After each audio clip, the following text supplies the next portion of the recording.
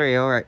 So, I'm becoming a fanfiction reader and reviewer now. I'm gonna, do my own stories, post them. But if you want to send your stories to my Instagram, Tails0829, DM me your stories, I'll cover them. We're gonna do, 2 stories in one video. I don't know the overlay and image. This is just gonna be raw because I don't have GoPro yet. I mean, I have one, but it's 9 o'clock at night. I'm not, or 8:30, whatever, same thing. I'm not gonna freaking, I'm not gonna, like, wake everyone up just to set up a tripod. And if you wonder why I'm zooming out doing this, if you want to make fan art of my character and Natsuki from Doki Doki Literature Club, because that's who he dates, just basically draw me, without the mustache, but draw me, because, I mean, he's a self-insert. He even looks like me, he's the same height as me. I did change Natsuki's height to my height of 5'3".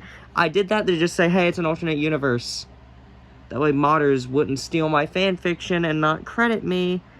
That hasn't happened before, but there is someone who has done that several times to other people that I have heard about. So that's why I changed it. That way people will be like, oh, it's a self-contained thing instead of a mod thing.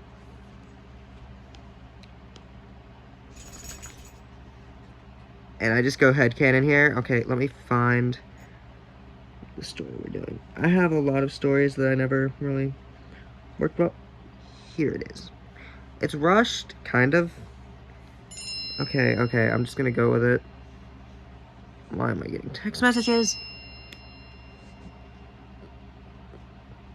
Swear I cut this ringer off, hang on. Okay, give me a second, I gotta put my phone down.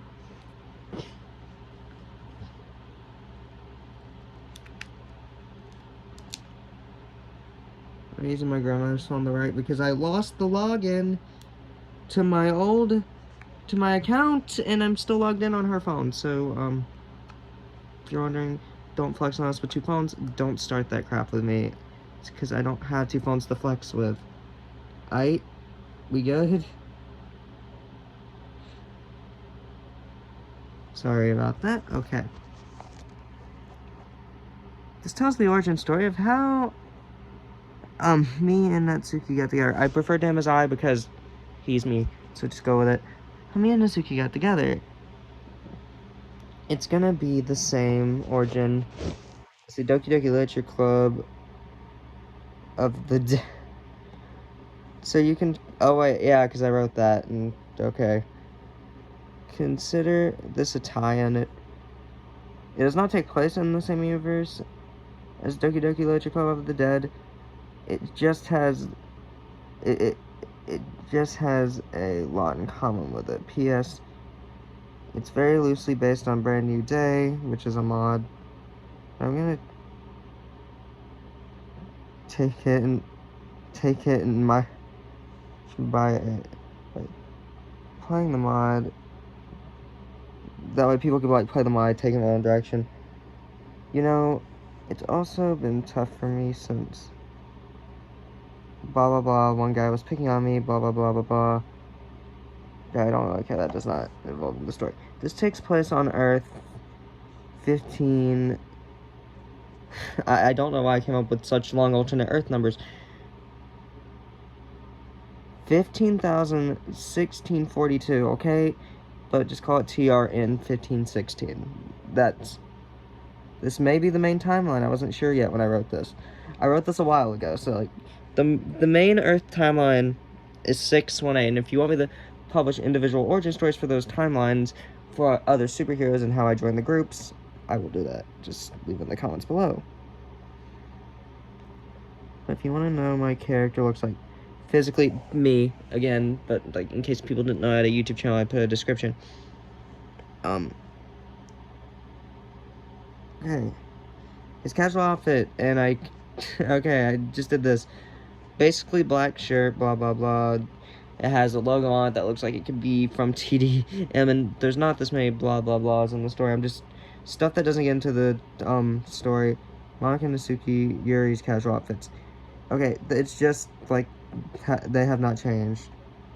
I woke up in a black void, Unable to see, but able to hear a voice that sounds familiar. We have to save them. It's time to be a fucking hero. Yes, okay, I'm sorry, this isn't for kids, there's gonna be swearing in it. It's time to be a fucking hero. Remember to save them, Jonathan. Yes, I gave him my real name as well. Okay, save them. Where was I? You can prevent their deaths if you do this right. If you do the right thing. But I know you tried in the original reality. Trust me. Something tells me it's gonna be different. Says a disembodied voice. Who are you? I ask. Relax, you're gonna meet me today. Remember what? Remember what? Remember what? Wait, I lost my case, I'm sorry. You're gonna meet me today. Just remember, don't leave her hanging or whatever. It was like something. Just remember, you're going to meet me today. Just remember the voice. Oh wait, yeah, this was supposed to be a cliffhanger thing, I'm sorry. Just remember what? I asked before waking up in a cold sweat. Look at the time. I look at the time. Oh great, I'm pulling a Sayori. I think to myself. I quickly get ready to go to school. I packed my X Factor Volume 2 comic book because it's close to the end of the school year. There are only a few weeks left. So I know there's not gonna be that much work. I mean, a few months. I don't know. It's just running together. I quickly walk outside. I see Sayori. I finally beat you out here. For once. She says, laughing. You ready, Sayori asks in her normal happy tone. Yeah. Sorry. Sorry about keeping you waiting. I say apologetically. Jonathan, you're apologizing to me? Something must be wrong with you. Sayori says playfully. Yeah. Yeah, I just, I'll talk to you about it after school.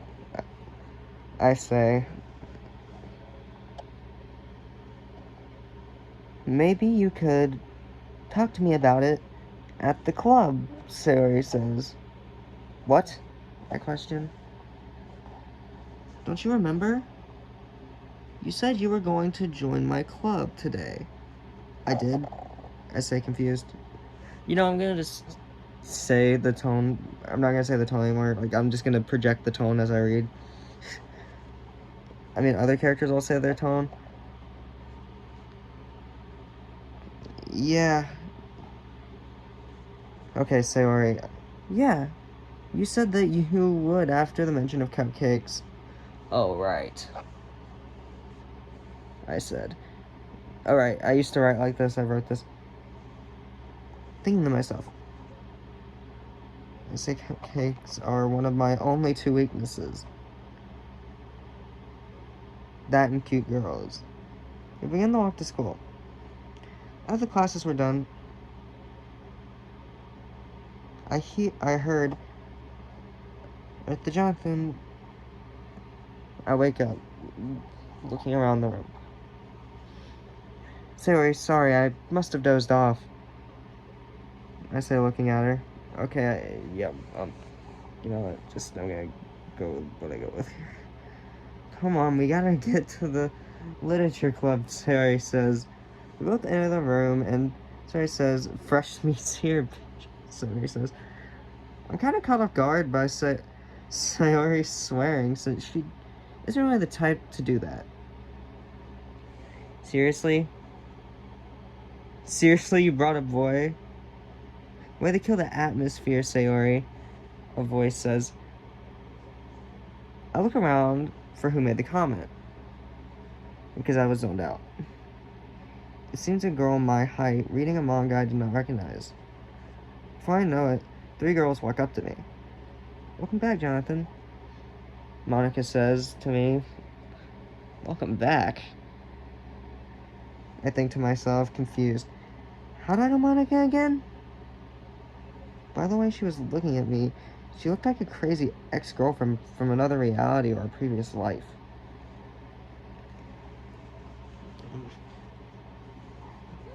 But, I lost my place. I'm bad at this. But I ignore that and realize I'm the only guy in this club, which is full of incredibly cute girls. I look around again to see which girl made that comment. But there's a little bit of overlap because autocorrect loves screwing me over. There's the girl who made the comment. But the girl who made the smartass comment, who's the same height as me and Monica. But before I could say anything to her, Monica asked me what my favorite type of literature was. I mostly read manga or comic books, I answer. Caught off guard by how fast the questions were asked.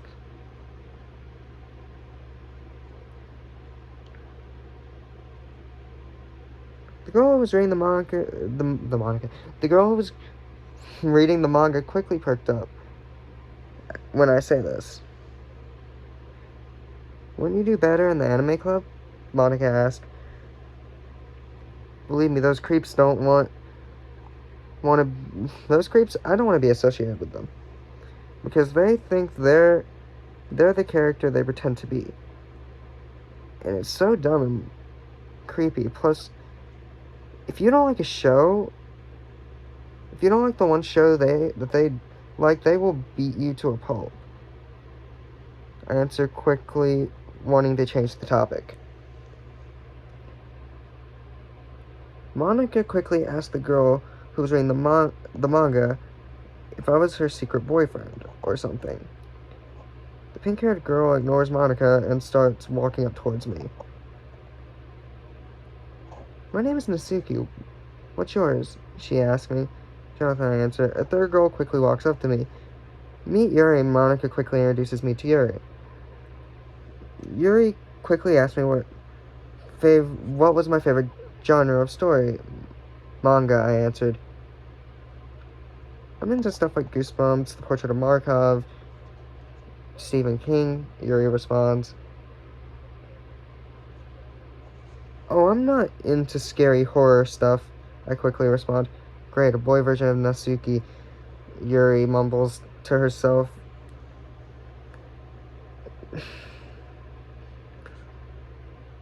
Seemingly mad with my answer, but she was thinking I didn't hear the response. I quickly take a seat next to Natsuki. She looks at me shocked. Is there a problem, I question. Is there a problem? No, Natsuki quickly answers, the shock and surprise fading from her voice. I get up to move my backpack, and after I was done, I go to sit back down, but I miss the seat falling, spilling everything that was in my backpack onto the ground.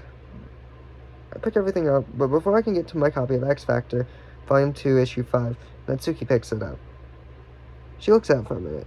No way, she exclaims. This is the one issue I have not read yet, minus the ones that haven't come out yet. Of course, she answers. Believe me, it's good. Never finished it, though. I answer. She helps me up. Oh my god, she's so cute. I say out loud, thinking I was talking to myself. I'm not cute, Natsuki says, punching me in the leg, making me fall. Again, okay. I say, surprised and impressed on how strong Natsuki was. Wanna read manga? I ask. Sure, Natsuki says, blushing. Come on, I'll show you my favorite spot, Natsuki says, in a joyful tone. Come on, I'll show you my favorite spot. That makes it sound like I'm the very first person that she's met that likes the same comics that she does. Monica stares at us judgingly. What is it? I ask her, confused. and a bit agitated. "This is the literature club, not the manga club," Monica says, trying to take control. "What are you talking about? Manga is literature," I answer before sitting down. Natsuki chuckles. "See, it's not just me who thinks that manga is literature," Natsuki says, giving a grin. I finally sit next to Natsuki after about 5 minutes of reading. Natsuki lays her head on my shoulder, which makes me blush. I don't know why, but it does. I feel a connection to this girl. I don't know why, but I do. Sayori gives me a nod of approval along with a thumbs up. What, is she my older sister? I thought to myself. I glanced over to where Natsuki is sitting. She was asleep before I knew it. I felt myself dozing off. Have to stay away. It was no use. I passed out. About 10 minutes later, I was met with wake up, dummy. It was Natsuki. Something was off. It wasn't like that dream, but I noticed makeup running down her face, like she had been crying. But it revealed bruises and cut marks. "Natsuki, what happened to you?" I questioned, full of concern. Little did I know I had feelings for this girl. "I don't feel comfortable talking about it here," Natsuki nervously answers. This might sound kind of flirty, but Natsuki, do you want to come over? Expecting to get the wind knocked out of me,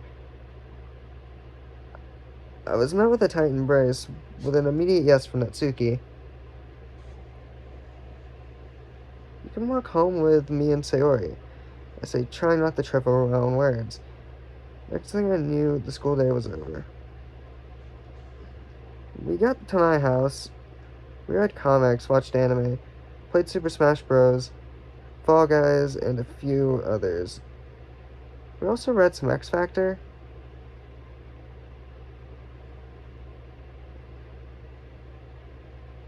Okay. Binged All of Us Are Dead, and a few others.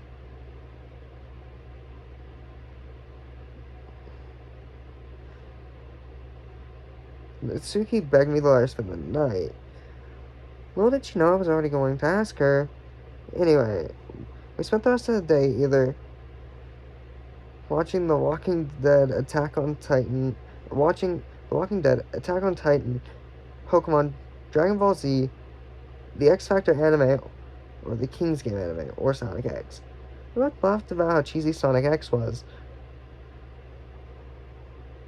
We both have to admit it had serious moments, like when Cosmo died or when Dark Sonic emerged again. Or the whole episode with the haunted castle when Amy got possessed. "So do you want to explain the bruises?" I asked, concerned. "It's my daddy. Only lets me eat once a week. He beats me." And Natsuki says, crying in my arms. We need to tell someone." "We need to tell the police," I say, concerned. "No use, he's a cop," Natsuki says, crying. This reminds me of how my father treated me, so I can relate to her pain. I listened to her story for a few more minutes. She was going to continue the story, but before we knew it, it was 12:30 at night. "Well, better get to sleep," Natsuki says. "No, you need to finish your story. I need to know the whole thing. It just breaks my heart, and my dad was no better. One day he changed," I say, trying to comfort her, trying to hold back tears. "Well, it all started when my mother died. He blamed me. I'm reminded every day how he wished he had a son instead of, and to quote him, not a bitch of a daughter," Natsuki says. A red mist clouds my vision. "I'm not letting him hurt him," as steam starts rising from my back. I was able to cool down after hearing Natsuki call my name. Calm down, Natsuki says in a surprisingly gentle tone. We then realized it was 1:30 in the morning. Natsuki, I've got a spare guest room upstairs, next to my room. You can stay there, I tell her, in the most welcoming voice I can. Okay, she says, entering the room. I'm in my room. 45 minutes later, Natsuki enters my room. Jonathan, I can't sleep. Can I sleep with you? Natsuki asks.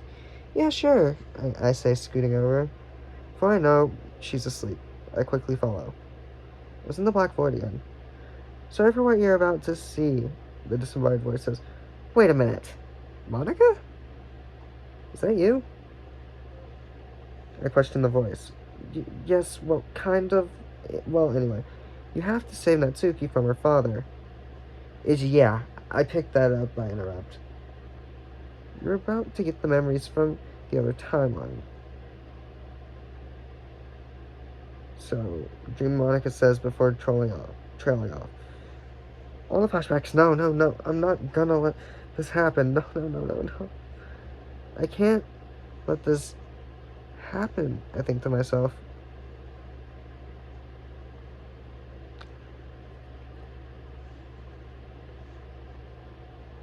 Jonathan, wake up. Huh? What? I say, shooting up. Natsuki? I look over at her, still asleep. I then notice there's a red strand of hair. She dyes it? I question. That wasn't the most important thing. I groggily walk to the kitchen and check the clock. I told Sayori I would get her up 15 minutes early, but she can't come here and find out Natsuki and I. Sayori's mind always goes to the weirdest places. So I know where she's immediately going to go.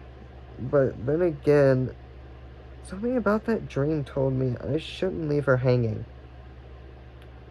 I quickly walk over to Sayori's house. Wake up, dummy. I catch myself. Great, Natsuki's rubbing off on me. No response. Screw that. I'm going in. I walk up to her room. Jeez, this is something a boyfriend would do. I knock on the door, no response. I don't want to invade on her privacy, but then again, I did promise her. Screw it, as much as I don't want to barge in, I have to. Slowly open the door to see Sayori hanging by a rope on the ceiling. I'm in shock.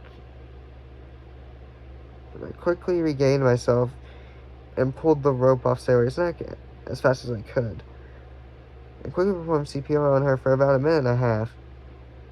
She begins to cough. Sayori, what the hell? I quickly embrace her. Why would you do this? Please tell me. I say, trying not to cry. Again, why would you do this? I ask. Burning the rope with my powers I did not know I had. Sayori before answering screams, the rope's on fire! What the hell? I think before throwing it out the window into the street. It burns up. Why, Sayori? Why? Please tell me. I say, not letting go of her. The dreams, the constant dreams, she answers. I felt my blood run cold. It's not just you, I whisper. And the voice sounds a lot like Monica, she continues. Oh my god, maybe the dreams are connected. Somehow, I don't know what they are, but maybe they're warning us of something that might happen to the others, I answer. Sir, you need to get help. I can't begin to... I can't. I begin to stammer. Please, today, after school, please get help. We need you. All of us, the Literature Club, can't function without you. I wouldn't have joined if it wasn't for you. I wouldn't have met Natsuki without you either. I love you. Your family. We're the only 3 family members I have left. I whisper, tears finally escaping. She looks at me. For you, I'll do it. Also, you promised one thing. Me one thing, Sayori says. What is it? If you and Nasuki become a thing, please let me know. Please let me be the first to know. Sayori says, sure, that's super easy, I respond. One other thing, can I stay over tonight? Sayori questions, yeah, there's an extra guest bedroom downstairs, I answer. Let's go before school thinks we're not going to show up, I say, chuckling. Natsuki was waiting for us by the door to my house. Took you too long enough. Sayori looks at me, and the look said, explain, please. She spent the night because I began, but was cut off with a very cold and somewhat disturbing look from Sayori. You had a girl spend the night, Sayori shouts. Yeah, I did it because I catch myself. It was for a club project, Natsuki lies. Well, if it's for the club, I guess it's okay, Sayori answers, somewhat in a passive-aggressive tone. We made it to school and immediately rushed towards the club room because the school schedule was changed to where we do our clubs first. So did everyone write their poems, Monica asked. Oh, me and Natsuki forgot ours at home. We'll bring today's and yesterday's tomorrow. And tomorrow, Monica, we're sorry. I answered, trying not to stumble over my words. It's okay. Just don't do it again, Monica answers coldly. A week went by without incident, believe me. It was really hard watching Natsuki go home to such a rough lifestyle. I did manage to get a number. So I basically had moved in at this point. I didn't mind. I never really liked being alone anyway. We were getting ready to come to school when my phone buzzed. What I saw terrified me. Several SOS messages from Natsuki's point of view. Okay, now I'm going to be referring to her as I until my character gets there, because this is what she had to deal with. Backed up against the wall, my father, Joe LeBeau, pinned me against the wall, applying pressure to my face with his fingernails tight yelped. My boyfriend will be here any minute, I say, throwing a punch at my dad, but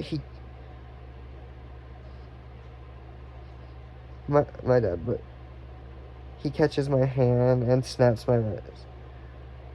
I scream.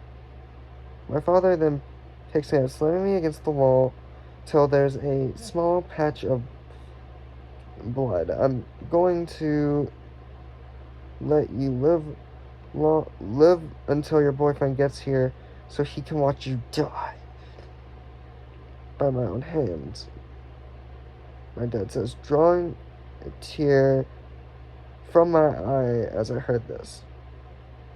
Jonathan's point of view, aka my point of view. So I need your help. Please, I say, tears in my eyes. What is it, little bro? You know that girl I like, Natsuki? She's in trouble, and it's her father. Please, help me save her. I need my life. I love her. But I'm scared if I don't get there soon, she'll never find out. Where she lives, Sue? Where she live? Sue questions. I pull up the contact information and click the little location tab. 10 minutes away. Here, actually. Let's go, Sue says.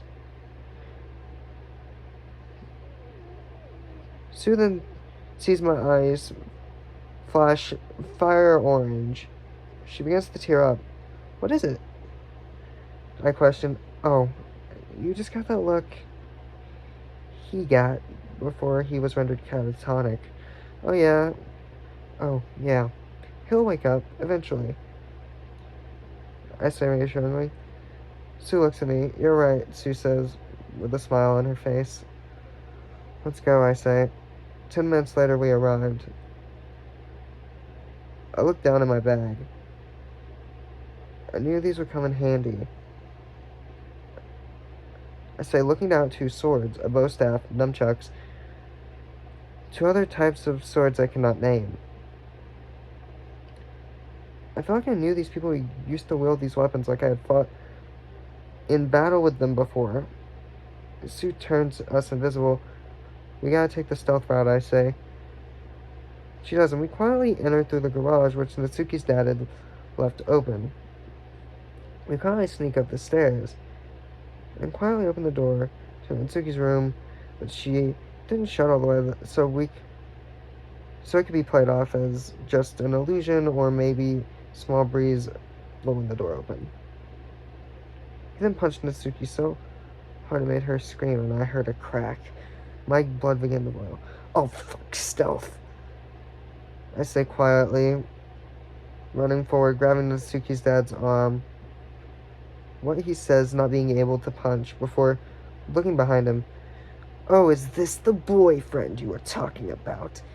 Natsuki's father says, looking at me. Boyfriend, I think, before feeling an impact across my face where he had punched me. I went flying backwards. Before I could even get up, he was there. It's like he was super fast. I had never seen someone move that fast before. Sue quickly gets in front of me as Natsuki's father quickly grabs a knife from his pocket, stabbing Sue in the eye. Sue! I scream. Sue's gasping for air at this point. Go save your girl, Sue says to me before passing out. Quickly set Sue up against the door. I saw a slash across Natsuki's face, which made me even angrier. I pulled out the sword from my backpack, swinging it at him, but he just grabbed it like it was nothing before leading me out of the room and punching me down the stairs. You know, I wish I had a son. Not a bitch of a daughter, Natsuki's dad said. And you're exactly what I wanted for a son. But instead I got the daughter. He continues, taking the sword and stabbing into my leg. Ah! I screamed in pain before the adrenaline kicked in. I didn't care. And it also didn't care. He punched me against the wall. No, she's perfect in every way possible. She doesn't deserve anything that you've given her. She deserves a true life, true happiness, I say. He punched me again. No, she deserved everything she got, every beating, every drop of her blood that ended up and that stained my hands, he taunts. Using my free hand, I punch him, but he catches my hand, snapping my wrist. Ah! Tears run down my face from the pain, but he then grabs a knife, jamming it into my hand. Ah! I'm gonna let you live long enough to see your girlfriend die, he says evilly. I'm gonna let you live long enough to see your girlfriend die. Natsuki's dad Suddenly something happens. Natsuki's dad lets go. Something flipped, I did not know what. But the next thing I know, Natsuki's dad's looking up at me from the floor, shouting, Freak! You on fire, freak! But I didn't care or register what he was saying. I punched and punched and punched and kicked, taking the knife that he stabbed me with, stabbing him in the arm with it. And I fractured his arm before breaking his other one as well.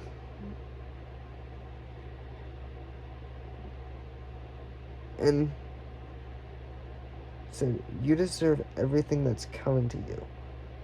As I continue, the rain blows upon him. So did she, he said. Natsuki's dad says, chuckling. You bastard, I say, grabbing him by the throat. For some reason, his skin began to burn and bubble. But I didn't care. I didn't have time to think logically because of the adrenaline and rage. Before taking my other sword and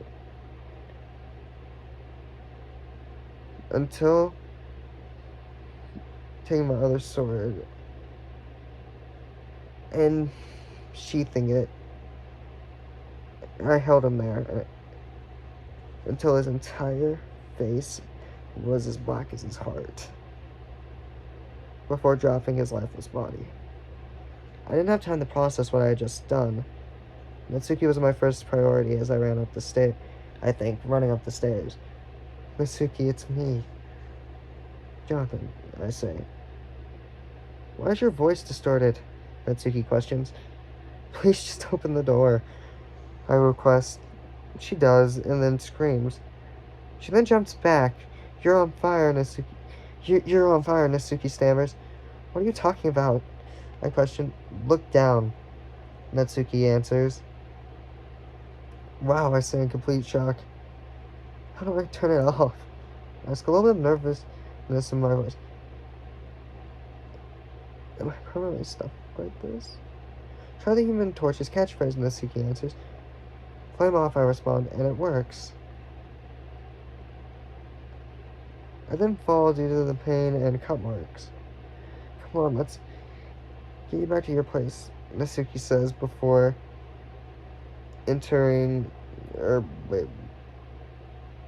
before either one of us can say anything. The wounds heal fast. That's new, I said to myself.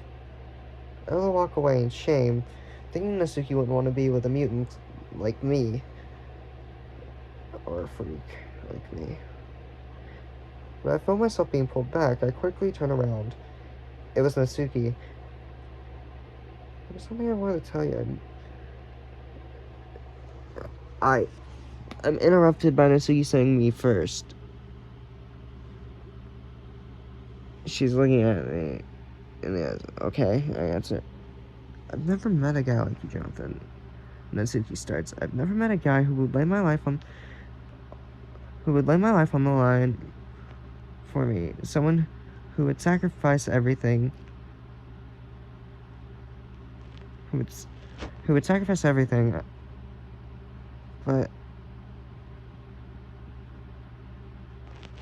I got to be my sensitive self around you.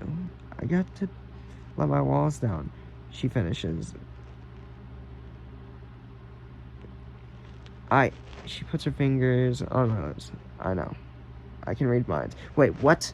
I say in shock. Well, that's awkward. And I have super speed, she adds. And telekinesis, Natsuki continues. Cool, I say. And I love you, Natsuki. I love you too, Natsuki says, kissing me on the lips. So, what am I going to do now? Natsuki says. The realization hitting her. You could come live with me if you want, I offer. Okay, let me pack, Natsuki says. I wait about 10 minutes. There were about 20 bags, and I went into her room to retrieve Sue, but she must have turned invisible because I didn't see her, so I thought maybe she disappeared. Okay, ready to go? Hang on. I've got one more outfit to pack, and it's a surprise. Natsuki says. My face turns red. Okay. I say flustered. Oh, by the way, John, you want to take the bus to your place? Natsuki says. Okay. I say confused. Back at my house, after I got home. Hey, Sayori? Not Siri, Sayori.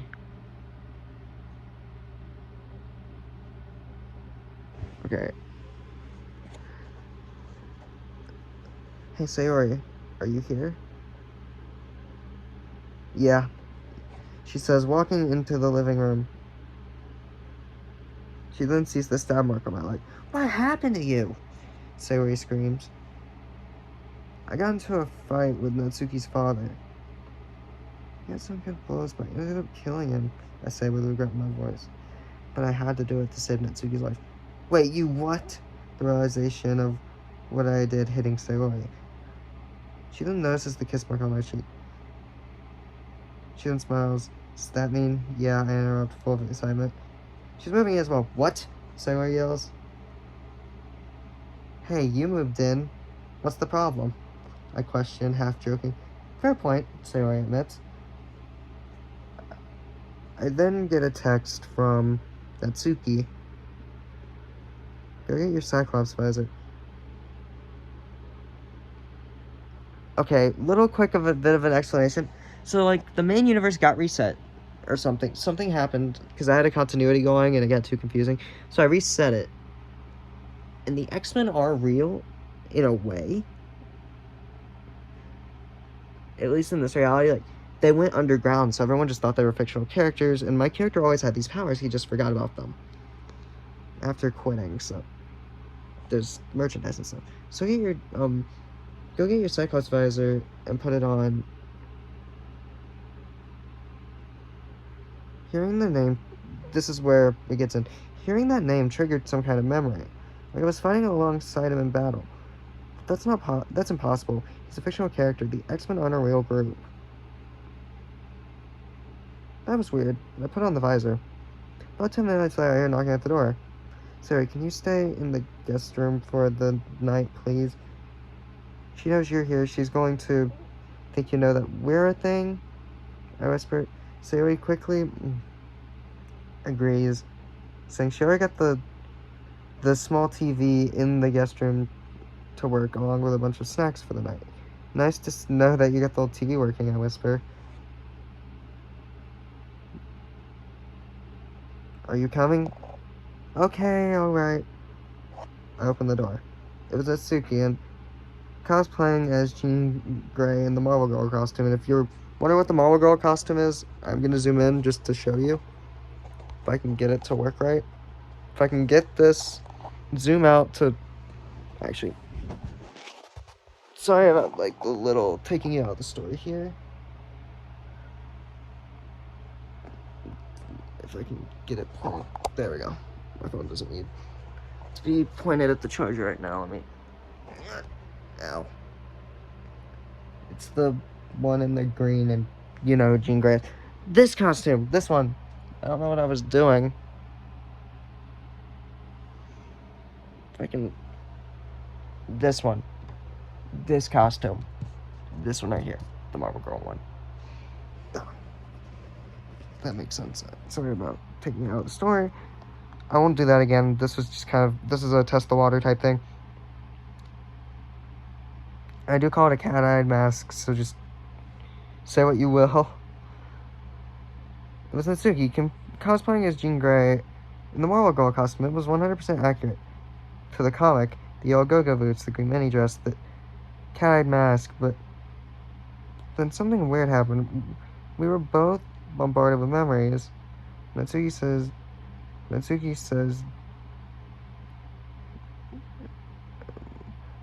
Torch. Natsuki says, Jean? I say, we snapped out of it. What the hell was that? Some alternate reality, probably. I mean, it could be, after what happened today. You're right, Natsuki says, shrugging it off. Maybe it's just a dream we had creeping back in on us. I answer. Anyway, what do you want to do? I ask. And you dyed your hair red? That's commitment, I say, impressed. No, my hair's naturally red, Natsuki answers.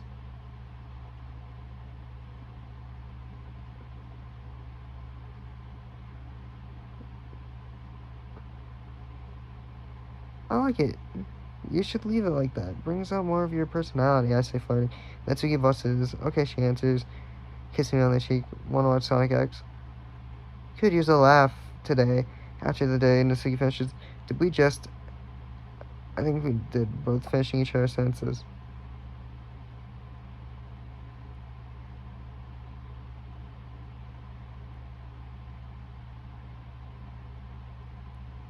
Okay. So yeah, I'm making Natsuki's hair naturally red and the same height as me, so just go with it.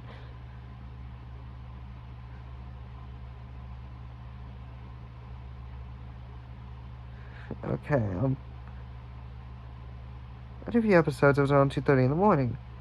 We binged basically the whole series, considering we started at 8 o'clock. 8 p.m.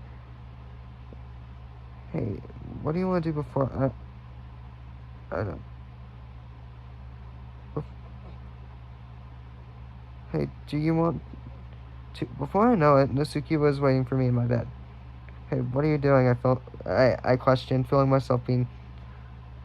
Or wait, yeah, okay, I had to make sure. Hey, what are you doing? I questioned.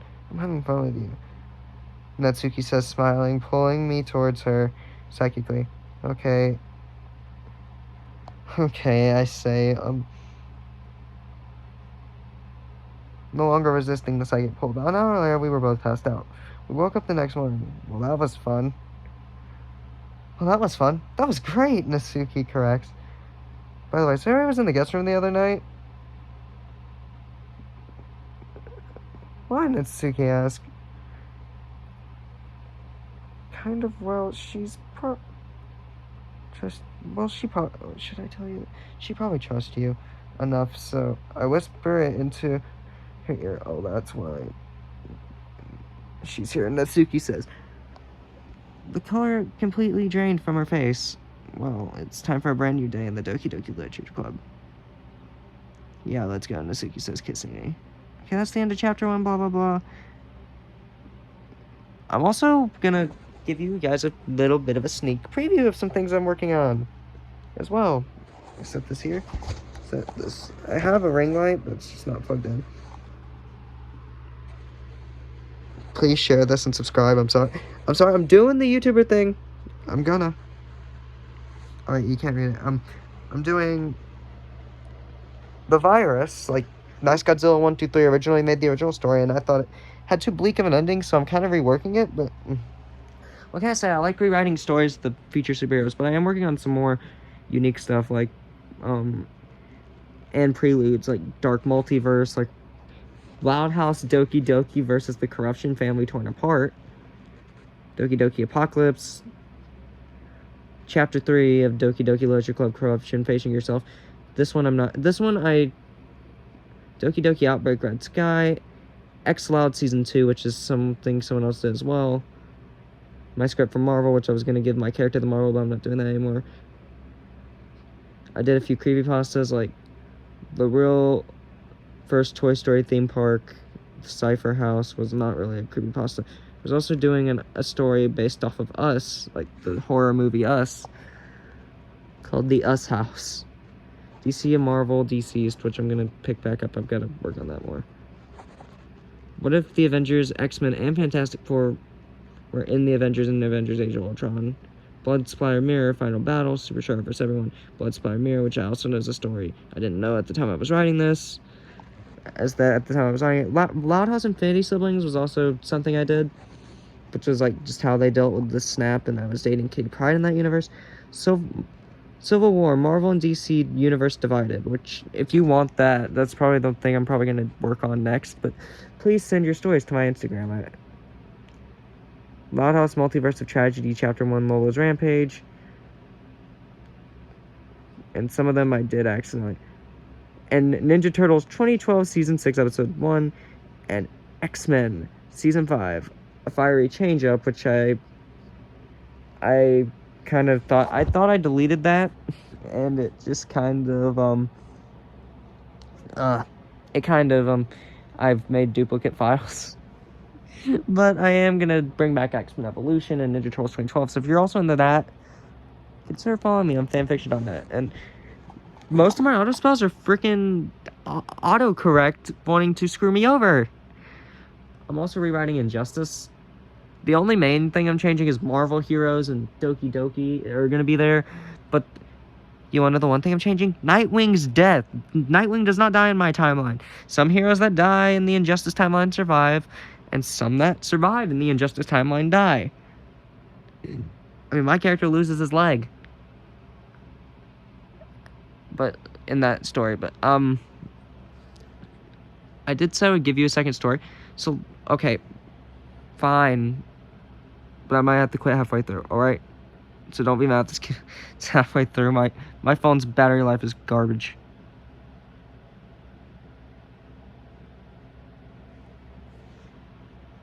The Virus Style Apocalypse. Original credit goes to Nice Godzilla 1, 2, 3.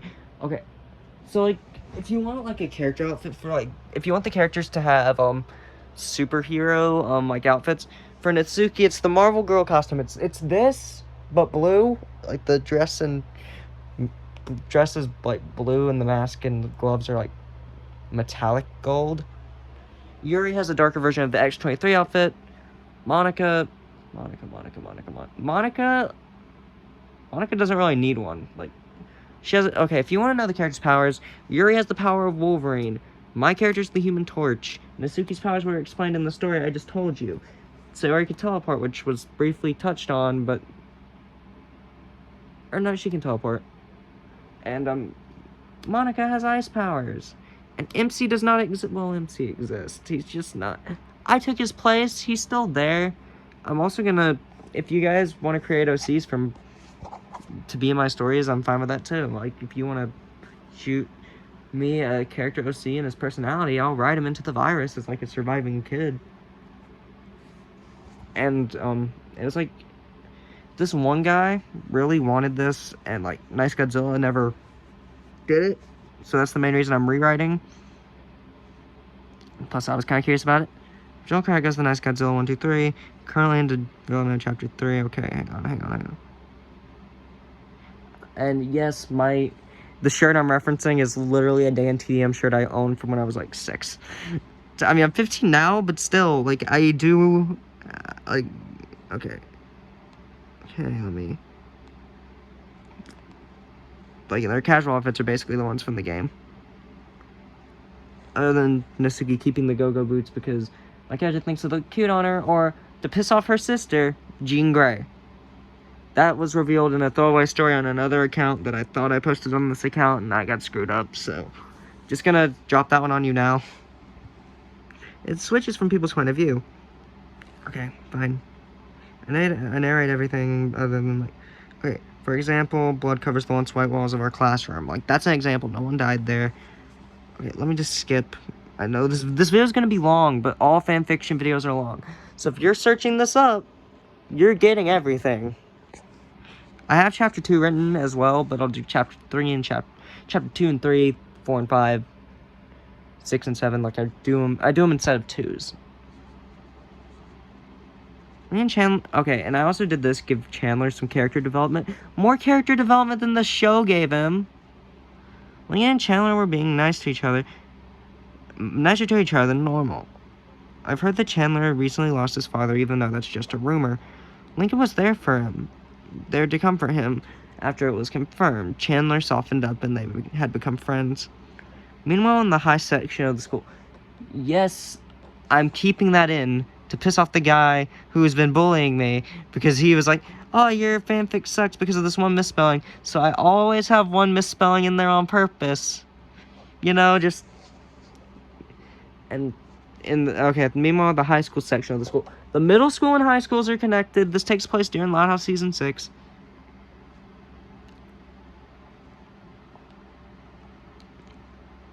Come on, Natsuki. You know he wanted to take you out on a date. Come on, let him, Sayori teases. I've already moved in with Jonathan. What else do you want? From me, Natsuki asks, growing annoyed. Okay, I wasn't supposed to tell you this, but the date he wanted to take you on was to a comic book store, Sayori says. Natsuki's eyes light up at this. You know, maybe I'll rethink it. It's cute the way you and Jonathan love each other. Monica says, a hint of jealousy in her voice. I then walk into the classroom. Hey guys, I'm not the only one who thinks something feels off, right? I ask in a concerned tone. Thank God someone else noticed. Monica and Natsuki say relieved. That it's not just her. It's not just them. Autocorrect did that again. It's not just her that has this feeling. It just feels like something bad's gonna happen, Sayori adds. We then see something outside the window. We all immediately run to the window. Monica then says something unexpected. Something I have to admit. I'm not 18, I'm 15, Monica says. Believe me, none of us are 18. And I say, me and Natsuki and Sayori are only 15. I say, comforting. Before Natsuki could slug me in the arm, we see what it is. It's a comet. Hit the deck! I shout in shock from what's happening. The comet gets real close to the school. Me and Natsuki embrace each other, and then it explodes, sending all of us to the ground. I wake up in a daze. Natsuki, please get up, I say in a shaky voice. Sayori gets up first. Hey, your boyfriend wants you up, Sayori says, playfully shaking Natsuki. My face turns red. I wouldn't say boyfriend. Again, alternate universe. If you want to know the Earth number, this is the last time I'm going to take you out of the... It's like Earth 1542. That's the Earth number for this. 1542-63. Or no, Earth, 3 letters. 15-9. 1509. Okay, there we go. Sorry about... Alright. Back to the story. I'm just gonna go here. Natsuki, please get up, I say in a shaky voice. Sayori gets up first. Hey, your boyfriend wants you up, Sayori says, playfully shaking Natsuki. My face turns red. I wouldn't say boyfriend, I manage to mumble, trying to hide the fact that me and Natsuki are dating. Relax, it's clear you guys have been dating. Even though you never kissed in the literature club, it's obvious, Monica says, helping me up. Oh, thank God, I say. It's been hard keeping that a secret, I say, relieved. Natsuki sits up. Oh my God, baby, I'm glad you're alive, I say in a relieved voice. The minute those words escape my mouth, we both turn incredibly red in the face. I thought it was a secret, Natsuki says, glaring at me angrily. Yeah, not anymore, I say. I help Natsuki onto her feet. Well, since there's no purpose in hiding it anymore. Natsuki grabs me, pulling me into a kiss. I blush, then fear washes over my face immediately afterwards. What's wrong? Natsuki asks, seeing how nervous I was. My siblings, what if they got hurt in the blast? I say, fear in my voice. Natsuki immediately gets the same look of fear as me, considering their sibling-in-laws, since we're engaged, and we're keeping that a secret from the literature club. They still don't know that yet. We both get snapped back to reality when we hear Monica scream. Okay. Monica was pinned up against the wall by Yuri, who had a crazed scowl on her face, before biting into Monica's arm. Yuri, what the fuck? I screamed, terrified. I look over at Natsuki to make sure I'm not seeing things. She shares the same terrified expression as me. Monica screams in pain, tears coming out of her eyes. Me and Natsuki and Sayori just stood there shocked. Blood poured from Monica's wound. Monica patched the wound with her ice powers. Sayori's face was drained of color, like she was about to throw up, which I can't say I blame her. Flame on, me and Natsuki say in unison before charging into Yuri, but Yuri just shrugged it off, knocking Natsuki backwards, before spinning around and stabbing me in the leg with one of her knives. Ag! I let out. My healing factor counteracted the stab almost instantly, but it still hurt like hell. Just because the wound closes does not mean it does not hurt, I think to myself. I quickly grab my 2 katana blades. I then run at Yuri. I'm sorry, I say, closing my eyes. The blade went through her stomach easier than I thought it would. She just ignored it and still tried to grab onto my arm. Eventually, she knocked me backwards, and one of my swords went flying backward while the other one just stayed in her stomach, which extremely made me nauseous. Next thing I know, she was on top of me, getting ready to take a chunk of flesh out of my face. before I hear an angry voice say, "Oh no, you don't," followed by the sword I drop going into Yuri's back. "Whew, thanks for the save, Natsuki," I say in a grateful tone. "No problem. What are girlfriends for if they can't save their boyfriends?" From time to time, she says, blushing in a kind of embarrassed tone. "I couldn't have picked a better girlfriend," I say in a thankful tone. "I couldn't have picked a better boyfriend," Natsuki says in the same tone. Okay, I'm gonna set this. "Let's go find your siblings," I say confidently. "And your sibling was," I say to Natsuki. So, let's go find our family. "What siblings do you want to find first?" Natsuki asks me. Luna, Luann, and Lynn can handle themselves. They're older. We have to find Lincoln. Sure, he can handle himself too. But he's the youngest. He's the youngest he's the youngest that's in the school, I say, growing concern for my little bro.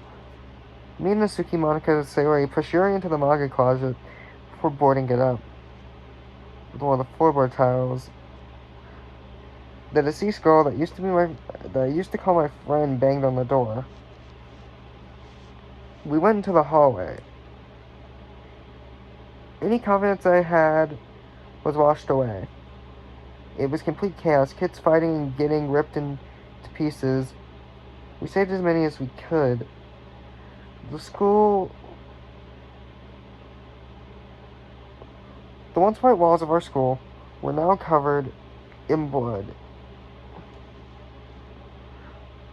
Like you hired a painter on the first day of the job, and he slung the bucket all over except for one spot.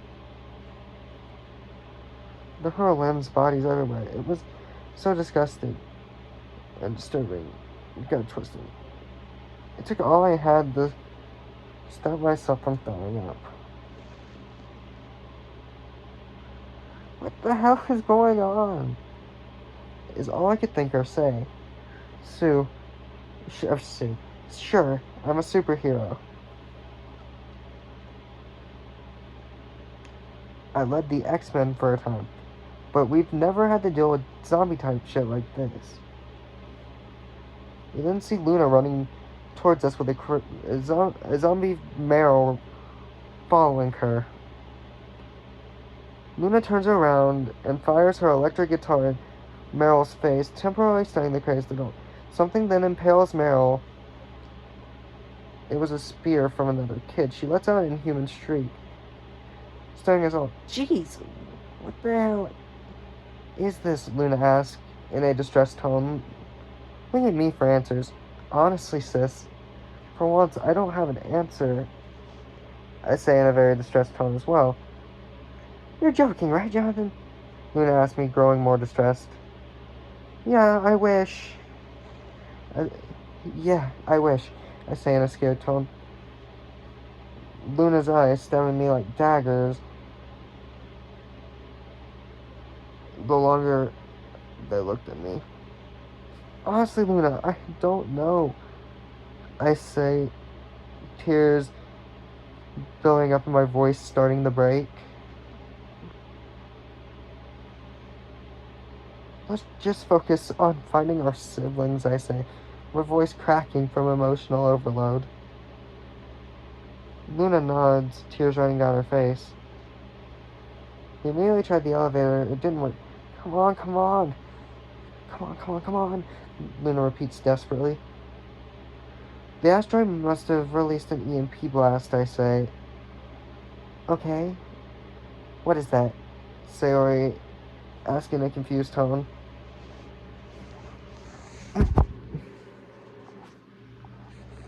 "It shuts down anything electric," I answer. "Or at least anything in a small radius."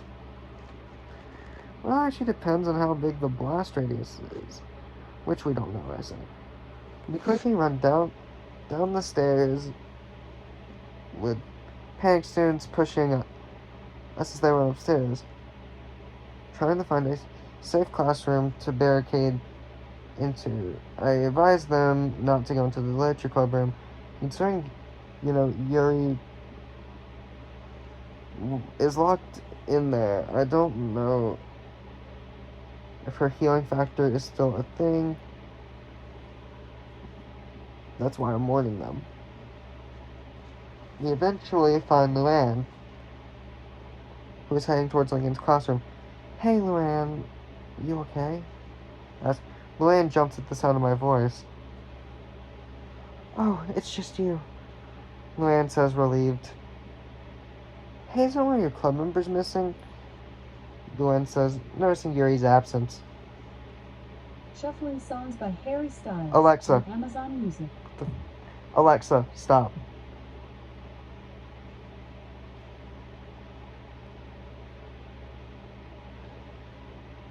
I look at the floor. Oh, I didn't know. Luann begins to say apologetically.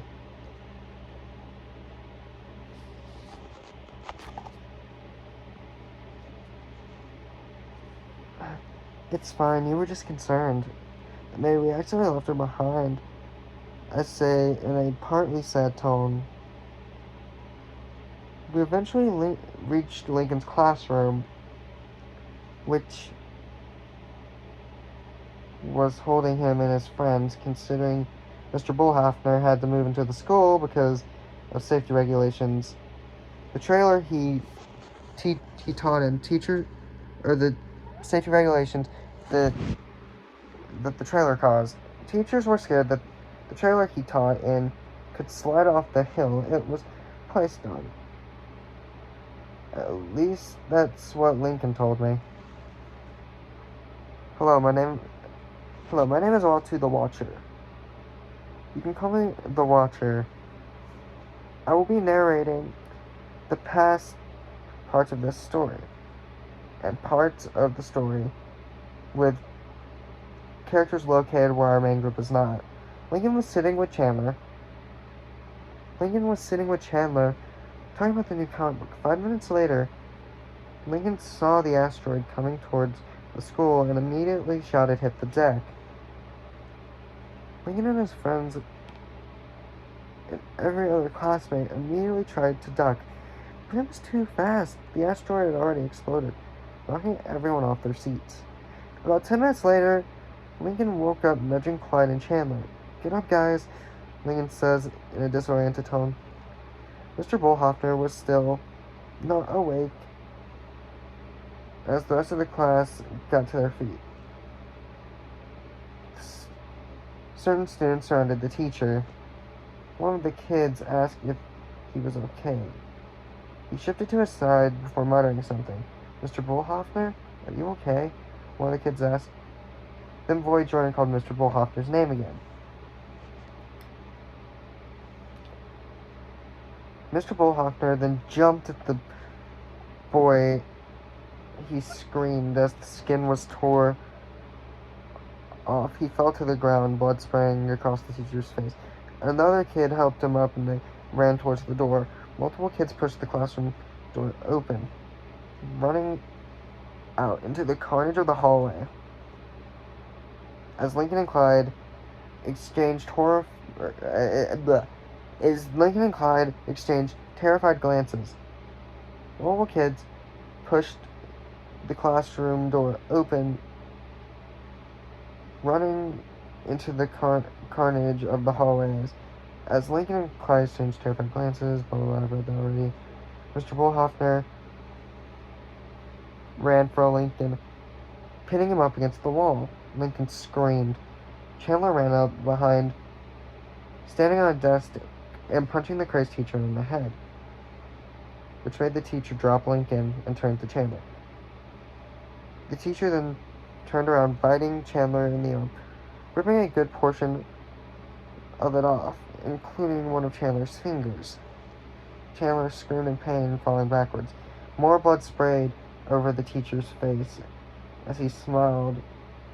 Seeing the sight of Chandler in pain, a sickening smile creeped across his face, while Lincoln and Clyde just looked terrified. Clyde immediately got the first aid kit from the back of the room for Chandler. Grabbing a tourniquet around what was left of Chandler's arm. Lincoln grabbed the pencil on his desk, jamming it into Mr. Bullhopper's eye socket. The teacher stumbled backwards, unfazed, which made Lincoln scream. He grabbed another pencil, shoving it into the teacher's other eye socket, making him stumble completely blind. He hit his head on his desk, falling, and then a pool of blood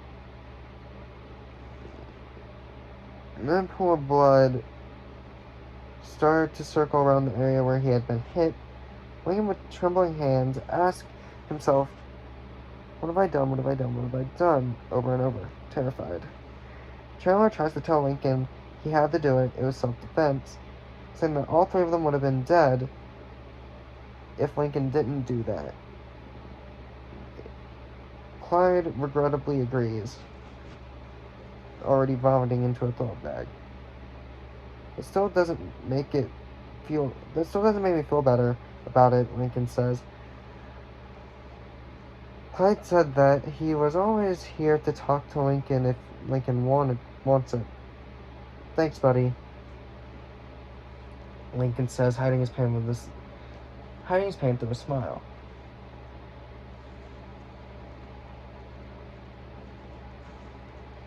And that brings an end to my recap. Back to the group of main characters, back to you, Jonathan Storm. The Watcher says, "I gently open the door, and Lincoln spins back, throwing a pencil, and I catch it. 'Relax, bro, it's me,' I say calmly, walking towards Lincoln with tears in my eyes. 'I'm just glad you're okay, little bro,' I say, trying to hold back tears. Luna and Luann step in the door next, right behind Natsuki. 'We're here, little bro,' Luna says in a comforting tone, embracing Lincoln along with Luann. 'Let's go find our younger siblings,' I say, faking confidence. Before we can leave, a zombie Principal Ramirez blocks the door, shutting it. 'Every adult in the school is like this,' I say, scared, for one of the first times since I got my powers. 'What, you're kidding?' Right, Lincoln asks, terrified. 'No, it's every adult. I don't know if it's just our school. But before I can continue, I'm knocked against the wall.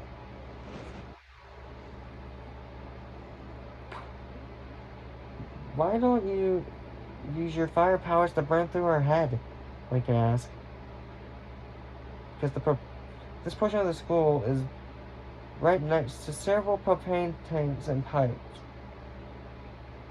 In the school, I answer, for being knocked against the wall again. I picked myself up to see zombie Principal Ramirez trying to bite me. 'Chew on cold steel,' I say, taking my sword and stabbing her in the stomach. She just looked at me and threw me to the ground. Of course, I landed right on my wrist. Ah, that stung. I then see an ice ball freeze Principal Ramirez, whose samurai kicks over like a statue, not thinking it was going to shatter. 'Monica, thank God,' I say, relieved. 'We have to get to the elementary school,' Lincoln says. 'Where's Lynn?' Lincoln asks, growing worried. 'I don't know, but she can handle herself. As for our younger siblings, though, sure, Lola's feisty, and Mona has an arsenal of dangerous tools, but those zombies can survive a sword stab to the gut and just keep going. What's a monkey wrench and kicking going to do?' I respond. Lincoln nods in agreement, not wanting to leave his younger sister. Or older sister, sorry.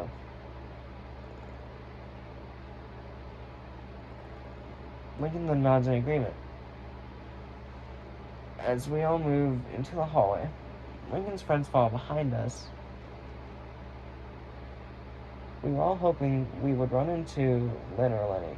Luckily, we found Lenny. A random zombie adult with a hammer cracked the ground, separating Lincoln's friends from the rest of the group because of a giant chunk of rubble that blocked them from rejoining us. Now Lincoln shouts to his friends, trying to climb over the rocks that separate Lincoln's friends and us, but I grabbed him, pulling him away. I started thinking about the worst possible things that could have happened to our siblings, but I couldn't let that cloud my mind as much as the thought tried to. Lincoln screams and I look up. You've got to be kidding me, I say in a nervous tone, because I don't even know how to describe it. It was that kid Monica was dating at one point. Senpai, I think his name was? All I know is that he's on the ceiling looking down at us. Sure, I hated the kid.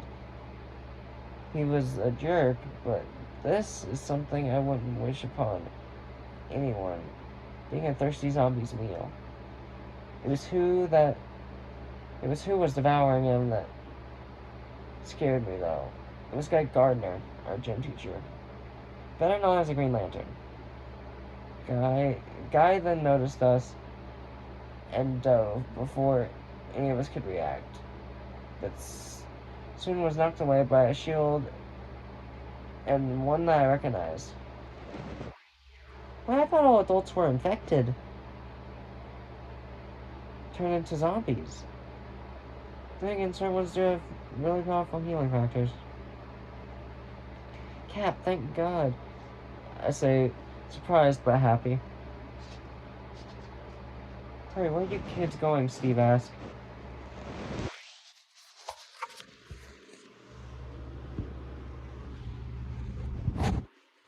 The elementary school. We have to save our younger siblings, I answer, continuing to run forward. All of you were always noble, Cap says to us. Means a lot, I yell back. I then see an infected adult behind you, I yell. Cap quickly punches the infected adult, saving another kid's life. We have an idea. Iron Man, yes, he's infected, Captain America says, cutting off.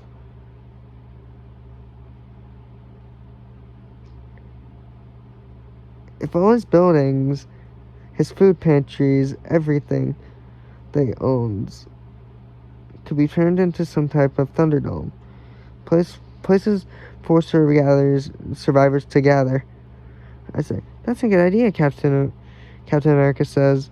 I then get a call on my radio from the X-Mansion. They need me now. Of course they do. Of course they need me right now, I shout in anger. I answer anyway. What is it? I ask in an angry tone that was caused from emotional overload. Oops. Well, is that you, I question? Right. Yeah, kid, you're not good at finding your anger. Yeah, kid, you're not good at hiding your anger. Yeah. The superhero community is being stretched thin right now. Where are you? We'll send a group your way. There are no more villains in the world. It's all survival, Logan says, stressed. We're at Royal Woods Middle School, but we're about to go to the elementary school, I say. Right. Then it cuts off. Another blast enters the sky. This one didn't cause any effects, but did jam every piece of technology in the world. More of an aftershock than a meteor. Damn it, Natsuki says. Then we see the most terrifying zombie yet.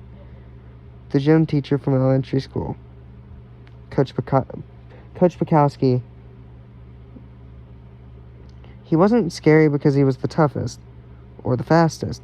It was because this means there's probably no one in the elementary school alive. I just realized that there's probably no one left alive in the elementary school. But that school doesn't have anyone alive left in it. Damn, it's right, I say, worried. With thoughts of what could have possibly happened to our younger siblings racing through my mind. Jonathan, what do we do? Sayori asked, fear overtaking my friend.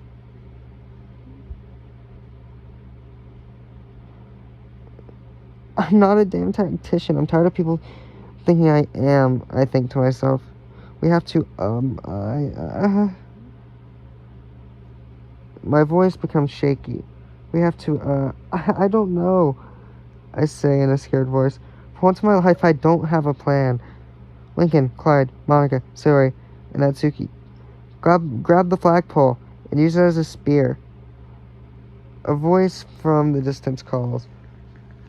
We all turn to see Lynn. Lynn! We all say with relief in our voice. Wait, I thought the EMP already went off. Lincoln says, there could be minor blast difference radius. A seemingly uninfected Yuri says, making us all jump. Where the hell did you how? I stutter. What the hell? How? Monica holds up Yuri against the wall. Explain, Monica orders in a stern tone. Okay, daughter of Batman, I say jokingly, pushing Monica aside gently. Yeah, explain, I say calmly. Okay, that version of me that you were fighting was my older sister. She just turned 18 last week. Oh my god, that's terrible, I say. We'll find a cure. I promise, I continue. I then hear what sounds to be like a Green Lantern ring. Sayori Drake of Earth, you have the ability to overcome great fear. Welcome to the Green Lantern Corps. Emerald light then fills the room. I don't want this. I don't want to hurt people. Sayori says, confused about what just happened. Okay, Natsuki, I think it's time we reveal our final secret. I say, slipping the Green Lantern ring onto my finger.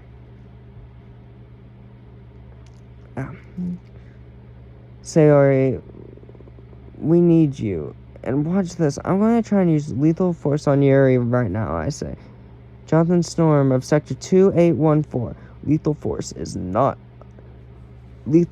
not authorized, the ring chimes. So you can't use lethal force even if you wanted to. You can only knock out your opponents, or detain or trap them. Your opponent, you can trap, KO, capture your opponent. It's perfect for you.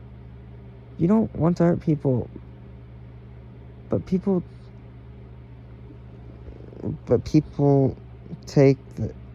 But please take this. I say, trying to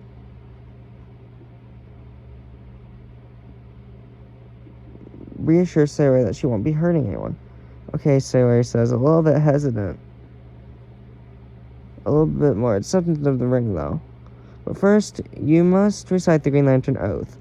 In brightest day and blackest night, no evil shall escape my sight. Let those who worship evil's might beware my power, Green Lantern's light. My ring chimes.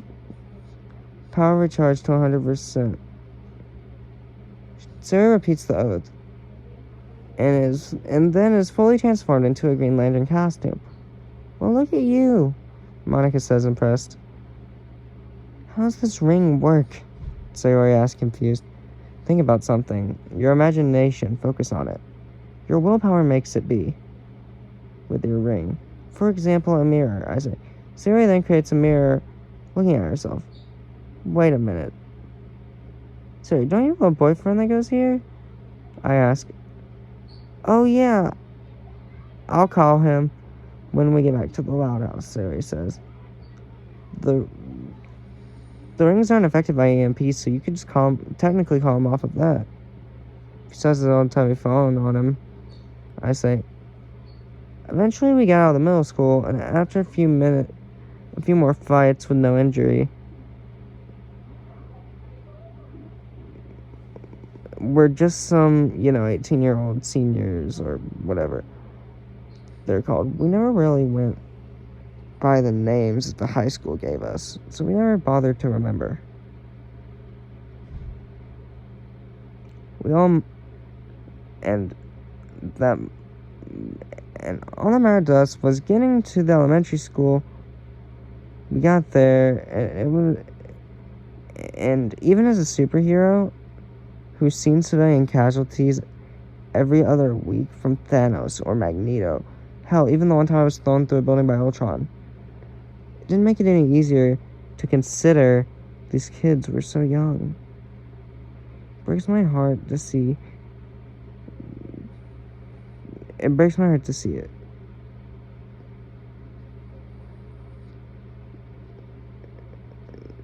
The classes are done very differently here. At least that's what I heard from Lincoln. So instead of grades going up the hill, or like, whatever, I don't even know that. So that you would go to kindergarten and then 5th instead of going backward to reach the rooms. Because in our high school, the 8th grade classroom is the first one instead of the 5th, and it's backwards here. You're kidding me. Right? I ask. I wish, Lincoln said, his tone growing more serious. Captain America, Steve, he left himself behind. He sacrificed himself. He could still be alive, but it's not likely considering Yuri's twin. She's not... Considering Yuri's twin, she conveniently forgot to tell us about. I say, looking up at Yuri full of anger. Lane decided to stay outside of the school. As much as we didn't want her to, considering the amount of adults, her tender heart didn't need to see the carnage either. It would be shattered. So we gave up on trying to get her to come in with us. The 2nd grade classroom is the first one we came across for some reason. I guess they redid it. I really hope they're still in here. I say, slowly turning the doorknob. Same carnage of dead kids, their book bags, papers, homework, markers, pencils, binders spread through the halls. I heard a crunch under my foot. It's a blue Crayola marker. I haven't used these in years. And then it hits me about how young these kids are. I picked up the marker, putting it in my backpack. Or putting it in my pocket full of sadness.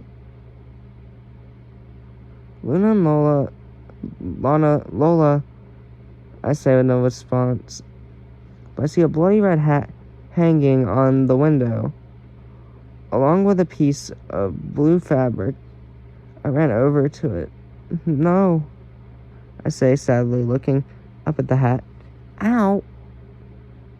I let out as I fell to the ground. I'd been shot with an arrow. I turned around slowly to my right to see Lana holding a bow and arrow. Though it looked a lot like it used to be Hawkeye's. Lana, what the... I begin to say, anger in my voice. It then hits me. Lana, you're alive! I say, happiness in my voice. I then pull out the arrow. How'd you even have time to make these? I question, holding up the bloody arrow. Lana didn't seem to register my question. She just stood there for a few seconds in disbelief. Oh, it's you, big bro, Lana, says happiness. Wait, is it really you? Lana asked in a hesitant tone. Believe me, we fought for our lives to get here, and I'm just glad you're okay. I say, almost breaking down into tears right there. Okay, it's you. Lana says, finally letting her walls down. She then comes out of her hiding spot.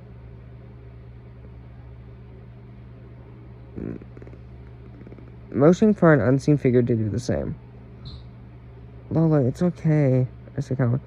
You know, you're not good at faking being calm, right? Lola says, stepping out of the shadows. Not the first time I've been told that today. Well, a version of it. I say, a little bit of annoyance in my voice. But I'm glad our family is slowly coming back together. Luna then steps in along with everyone else. The twins immediately hug all of us. Always going alone first in case there's an adult. And so I at least have someone watching my back. At least, because for all I know, Sayori could have teleported in behind me. The twins were relieved to see most of their older siblings. All we can do now is pray Lori is handling herself well, or is not one of these kid-eating monsters herself. After another round of hugs and reunions, I mention that we gotta go. Let's go find our other siblings, I say. Lana quickly grabs her hat before returning to the group. Okay, who's next? Wait, I thought... Who's next, Lucy? Wait a minute, I thought you said the school was backward. Shouldn't we have passed her classroom first? I was confused. Don't you remember she has poetry club after school? Lincoln clarifies. Oh, right. We're heading there now. That way, I guess. Lincoln stood by the kindergarten classroom. Let's stop by the kindergarten classroom and retrieve Lisa first, I say. Stopping at the door of what I believe to be the kindergarten classroom. I looked at Lincoln for reassurance. Lincoln told me that this classroom was the one with the most kids, so it would also be the one for them with the most flesh for adults. We then heard what seemed to be moving sounds. I wouldn't mind if few of you came in with me this time. I say, period. Natsuki immediately stands next to me. I love you, Jonathan. Natsuki says. I look her in the eyes before saying I love you too. Take his shaking hand and put it on the doorknob. My hand begins to shake. I can't do it. I can't see those so young having their lives taken away by whatever adult happened to be in there. Together. Natsuki says, her voice snapping me out of my stupor. Natsuki puts her hand on the door along with mine, and we turn the doorknob. The classroom was spotless, much to everyone's shock. I don't know how, but it was spotless. No blood, no guts, no dead kids, no,